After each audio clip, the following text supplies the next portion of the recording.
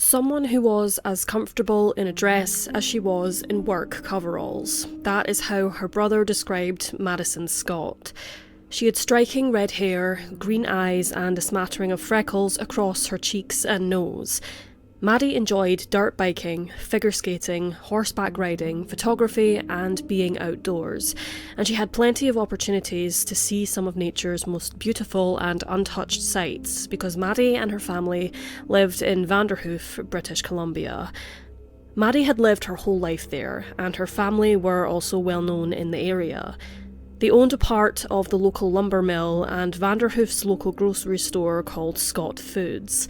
Maddie was always having fun and enjoyed spending time with her friends, but there was a more serious side to her too. Maddie was both strong at academics, and also if you put a wrench in Maddie's hands, she knew what she was doing as well. By 2011, Maddie was 20 years old and an apprentice heavy-duty mechanic with her father, Eldon Scott, at the logging company the family owned a share of. With her career path laid out in front of her, Maddie used her spare time hanging out with friends and keeping up with all of the many other pastimes she really enjoyed doing. And on May 27th, Maddie found an opportunity to combine a lot of her favourite hobbies. The community of Vanderhoof had been going out to the nearby Hogsback Lake for generations. It's a well-known and popular campsite and family park by day, but by night, it's a place where the local youth are known to frequent for a party or two. That was where Maddie was heading on the evening of the 27th. The weather was still a bit cold, especially for the time of year, but Maddie was determined that she was going to stay and camp at the lake that night.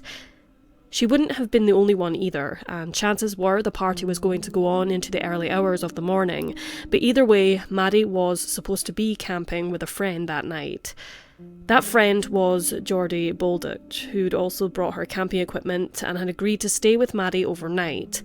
By 8:30 p.m. that evening, the girls were making use of the last few hours of daylight to set up camp, and one of the first things they did was head down to walk around Hogsback Lake to collect firewood. After that, Maddie went back to her truck to start unpacking and setting up her tent, but she quickly ran into a problem. She realised that she had packed the wrong tent and wouldn't be able to set it up, so she jumped back into her truck and headed back home to pick up a different tent. Maddie's home was only about 25 kilometres away, so she was there and back again within half an hour, even though she'd stopped briefly to talk to her mother, Dawn, while she was back home. This was maybe an opportunity for Maddie to escape the events that would happen over the course of the weekend, but Maddie was still determined to camp out at Hogsback Lake that night. So she packed the correct tent, said goodbye to her mother, and headed right back out into the wilderness. Within the hour, she was back at the lake. Her tent was set up, and she had settled in for the night. People were still arriving for the party that weekend, but some had already started enjoying themselves and were drinking right outside Maddie's tent, but she didn't seem to mind. Several witnesses recalled seeing Maddie in her tent that night, and text messages between her and her mother confirmed that she was alive and well on the 27th, and the weekend was only just beginning. Around midnight, Maddie received a phone call from someone that her mother Dawn would later describe as, quote, a young guy who we knew. As far as everyone else is aware, however, Maddie and this mysterious caller were not romantically involved. In fact, Maddie wasn't known to be seeing anyone at the time, but at the time of the phone call, Maddie probably had bigger things on her mind anyway. The friend that was supposed to be staying with her that night, Geordie, had been drinking and things had taken a turn. Somehow Geordie had gotten involved in a fight and had hurt her knee. Geordie and her boyfriend had then stumbled into Maddie's tent with Geordie drunk and injured and asking Maddie to leave with them. After that event, Geordie had changed her mind and that she was going to go home whether Maddie would join her or not. But Maddie did not. Maddie was wrapped up in her sleeping bag and was still determined to stay the night. She told Geordie and her boyfriend that she wasn't going anywhere, and Geordie subsequently went home. As more and more partygoers trickled out of the campsite that night, several of them asked Maddie if she wanted to leave with them too, but Maddie was staying put, and that was that. Geordie was back later that morning, about 8:30 a.m. to be exact. She went into Maddie's tent to collect her things and check in with her friend, but was surprised to see that Maddie wasn't there. The tent was unzipped. Maddie's sleeping bag had been pushed to the side, but other than that, nothing looked out of place. Maddie's truck was also still parked nearby. For all Geordie knew, Maddie was already up and out enjoying herself nearby, so Geordie picked up her stuff and left. 2 hours later, and the host of the party remembers seeing Maddie's tent on the campsite while he was cleaning up and getting ready for a bigger party that was supposed to be happening that night. He saw that Maddie's tent was open, but didn't want to go close as it was still pretty early in the morning and figured that she was likely still sleeping. As the day drew on, more and more people began arriving for the big party, and that night there were around 150 people on the campsite around the lake. Some people remembered seeing Maddie that night at the bigger party, but others did not, and one of those people who hadn't seen Maddie that night was Maddie's own sister.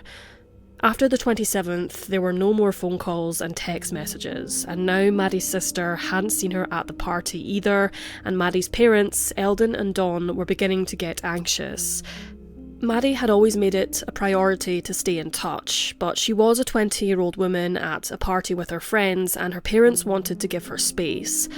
They tried to keep a cool head, but by the morning of the 29th, when they hadn't had any contact with Maddie for 2 days, they decided to head down to the lake to check up on her. They found Maddie's truck, still packed with a lot of her things and locked, and they found Maddie's tent as well. Someone had knocked into it and flattened it during the night, and by the time Eldon and Dawn had found it at around 11:30 on the 29th, it was still flat. If Maddie had actually been in the tent when the other person had flattened it, she couldn't have kept sleeping in it, and she would have clearly come back to fix it. But that didn't mean that she hadn't stayed with someone else instead. Eldon and Dawn walked around the campsite and asked Maddie's friends if she'd either stayed with them or they'd at least seen her the night before. However, nobody had. By 12 o'clock on the 29th, Dawn had called the police and reported Maddie as missing. The Scotts and Maddie herself were, as previously mentioned, well known in Vanderhoof, so the police immediately took Maddie's case seriously. They knew she wasn't somebody who would just disappear, especially without letting her parents know where she was going, so they headed down to the lake and immediately began searching for her. Her truck was still there, and so were most of her belongings. The only thing the investigators couldn't find in Maddie's tent or in her truck were the clothes she'd been wearing, her phone and her keys. There were no signs of struggle, and none of the partygoers could remember there being a fight or anything unusual happening at the party the night before. The police immediately found Maddie's disappearance suspicious, and what followed afterwards was a search that used the most investigative tools that any other case had in British Columbian history. Teams of people searched the area in rows, holding hands and calling out whenever they found something suspicious. There were cadaver dogs, dive teams with infrared cameras, and boats on the water. To cover more ground, there were trucks, cars, and policemen on horseback, and there was also a helicopter in the sky. It looked like the community of Vanderhoof were determined to find Maddie and bring her home. Billboards and posters have been in constant circulation since the day she went missing. A reward for any information that could lead to the discovery of Maddie had also been in place, and was still in place as of May 2023, when the police made a grim announcement. 12 years after Maddie had gone missing, her remains were discovered on a rural property a few kilometres off of Hogsback Lake. Her identity was confirmed by the coroner's office, but as of June 2023, that's as much as we know about her case. From the beginning, the police have been open with their suspicions of foul play in Maddie's disappearance, and for now we're left wondering if the discovery of her remains have confirmed that theory. Geordie was interviewed several times and was cleared as a suspect, but there were over 150 people at the lake over the course of that weekend, and not everybody knew everyone else. Several people recalled seeing other people, particularly young men at the party who they didn't recognise, but the police must be focusing their search on the owner of the property where Maddie was found, almost within earshot of where everyone had been desperately searching for her all this time. Speaking about Maddie and the impact her loss has had on the community, the mayor, Kevin Moutry, said, "Everybody knew Madison, a sister, a daughter, a friend. Somebody knew her in some way, and you have all that connection. About her family, he said, "It's going to be a long journey for them, and hopefully, as a community, we can be there for them and provide them the support they need to go through this." As of present, there have been no arrests in Maddie's case. There have been theories that her case is another in the long line of missing and murdered women that have occurred along the infamous Highway of Tears that goes past Hogsback Lake, but that has yet to be confirmed. For now, it looks like there could be another development in Maddie's case at any moment, and for those of us on the outside of it, there's not much else we can do but support her family and wait.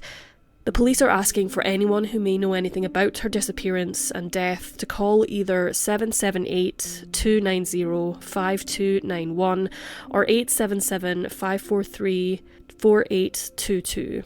And the family are still offering a reward for anyone who can provide information that leads to the people involved in Maddie's case.